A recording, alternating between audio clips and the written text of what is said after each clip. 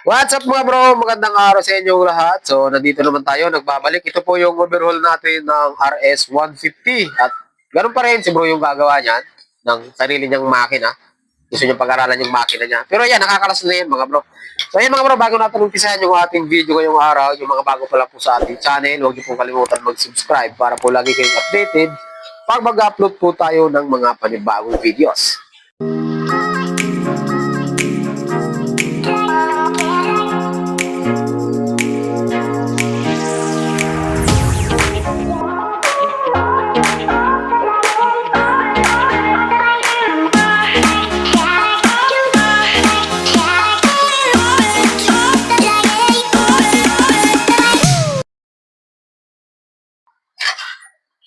Ngayong araw naman mga bro ay ang ituturo ko sa inyo or ang gagawin ni bro ayan, ay magkakalas tayo ng clutch side.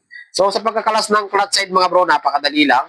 So tatanggalin nyo lang mga bro lahat ng 8mm na bolt. So tama yung ginawa ni bro, ganito. Ito kasi yung kinalas natin sa magneto. Ihiwalay yan, tama yan bro. Alam mo na ang mga teknik. So nakahiwalay yung bolt dito sa magneto, nakahiwala yung bolt dito sa may clutch side. Ganun dapat kapag ka nag-uumpisa. Pero kapag sanay na kayo mga bro, pwede nyo paghalu-haluin yan. Ano? Pero kapag ka nag-uumpisa pa lang, pwede yung ano lang, hiwa-hiwalay ba? Iba yung sa head, iba yung sa clutch side, para masanay kayo. Or para hindi magkapalit-palit yung mga tornilyo. Ito meron lagayin mo, kunin mo. Yan, dito mo bro yung ibang ano. Yan. Para hiwa-hiwalay talaga. Yan. Ganyan mga bro kapag nag-uumpisa pa lang. Para hindi magkahiwa-hiwala yung mga bolt natin.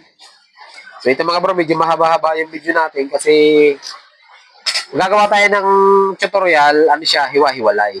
Magneto, clutch, stop, at saka yung buong makina niya para makuha natin lahat. Kasi kapag binuo natin mga bro, ano yan, mahaba. So kapag nakalas nyo lahat, ayun, kinalas na ni bro, kalas na agad.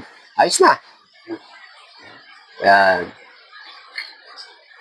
Yung okay pa naman. So, meron tayong bearing dito mga bro Ayan. Bearing sa may clutch side dyan. So bro, lagay mo dyan. So, ito mga bro, yung loob naman ng clutch side natin. So, ito, tatanggalin nyo to para mangalas nyo. Ayan, castle nut po yan. Kuha natin may castle nut tayo dyan bro. Ito, papalit tayo ng ano bro, ano? Oo. Ayan. Kahit mamaya na mga bro, tanggalin natin ang buo yan. Kasi ang disadvantage, kapag kinalas nyo to, yung apat, pagka binaril nyo to, iikot yan. Pero kapag nakakabit to, naka-engage yung spring natin, matigas po yan. Okay? Yan. So, gamit kayo ng castle. Ang ikot yan mga bro, counterclockwise. Para makalas nyo. So sa mga nagtatanong, yung RS natin mga bro ay meron po yan, or yung CBR natin ay meron po yung balancer. Counter bro Okay. Mapahigpit yan. Yan, tama. Hawak-hawak ka dito isang kamay. Ayan. Mo pa rin dito. Yeah. Malapit pa tayo. Okay, babad mo bro. Babad mo. Babad mo.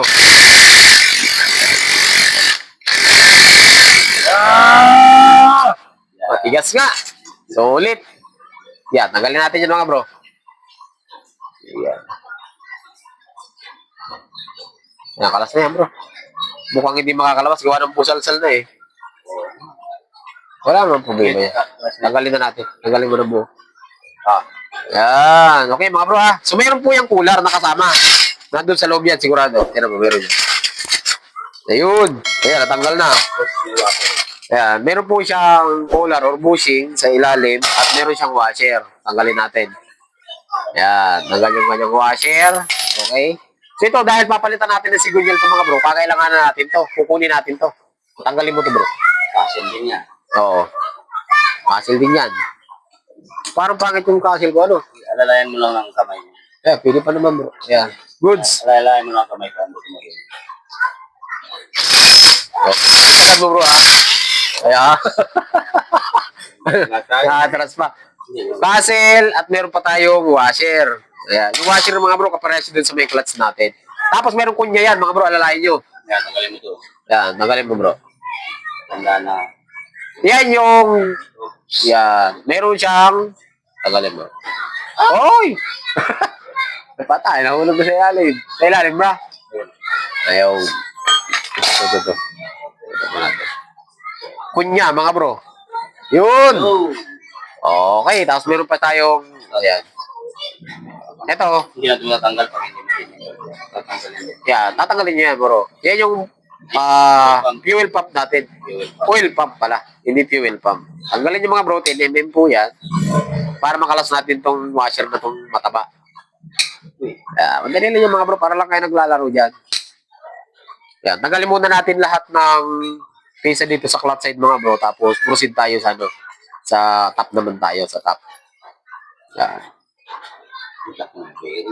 Kaya nga. Wala pang halog, no? At tunay na tunay. Kung sakali mang... Makaka 5 minutes na tayo. Yan. Pag natanggal yung tatlong bolt mga bro, palasin nyo na. Yan, yung mga dowel. Yung mga dowel yung mga bro, tatanggalin mo na yan. Tatanda mo lang. Yan. Yan na. Sa clutch. Yan yung washer na makapal mga bro. Sa ating transmission. Sa sigonyal natin. Ito, pwede mo din to.